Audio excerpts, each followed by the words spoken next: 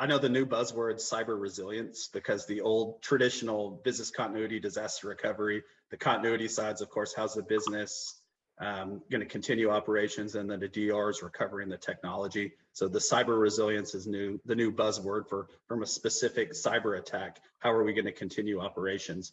So it is important to understand your organization's critical assets, and then have a plan for what is dependent on technology, and also what is third-party supported, and really have that ecosystem mapped out, because then you're able to put together a defense in depth strategy. So from a technical side of the house, that's what a lot of traditionally people have showed, the castle with the moat and the walls and all of that. I like to say it's an adaptive defense in depth. I like to use the model of Kevin McAllister in Home Alone, the wet bandits or the threat actors. He, had multiple, things in place to try to keep them out of your house being, your crown jewels of the organization. So really putting that strategy together, but there's not a lot you can do in this day and age to be bulletproof. So, I mean, you can spend multi-millions of dollars to do stuff like that. But then if you share a password, you leave a laptop open, then, people have access in. So again, there's some great pictorials on that I've always seen on LinkedIn on that, but it is important to have a recovery strategy. So the mitigation side, early detection is key.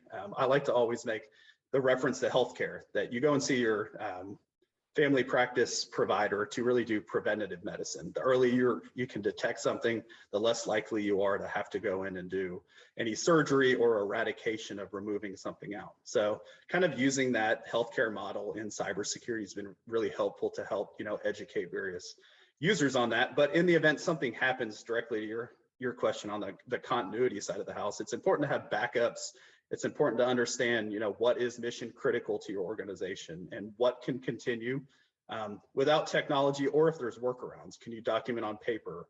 Can you collect stuff in spreadsheets? Is there workarounds that you can do associated with that? So that's really important, of putting that together, bringing your key stakeholders together from different sectors within the organization. It's not just an IT issue. Cyber risk is a business issue. So it's, again, marrying technology, people, and process all together to have that comprehensive strategy.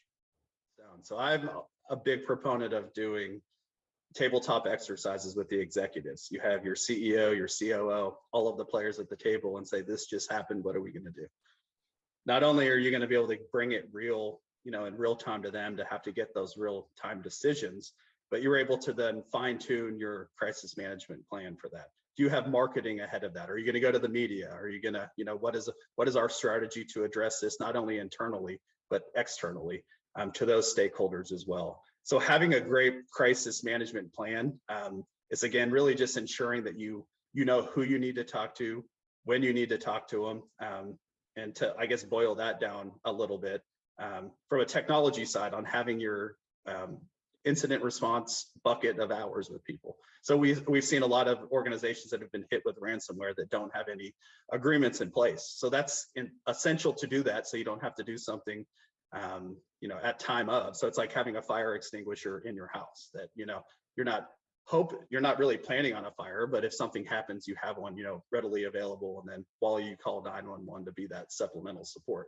So again, it's having those various practices in place, and also having offensive security measures. So I like to call it security assurance. So having your red, blue, and purple teams, as we call in the security realm, the rainbow, to have that, to really poke holes in your gap, and then bring those situations to your executive team, to have quarterly tabletop exercises to, again, say, this is a scenario that happened, or this event just happened, how would we handle this? Because again, that's a way that if you're more prepared, you practice for these things, that'll be second nature when you do that. So of course, as if an organization gets struck with a cyber event and they've never practiced, never have had these discussions, of course, you can think that that's chaos on, well, what are we going to do? Who's impacted? Who should we call? Having those predefined measures in place.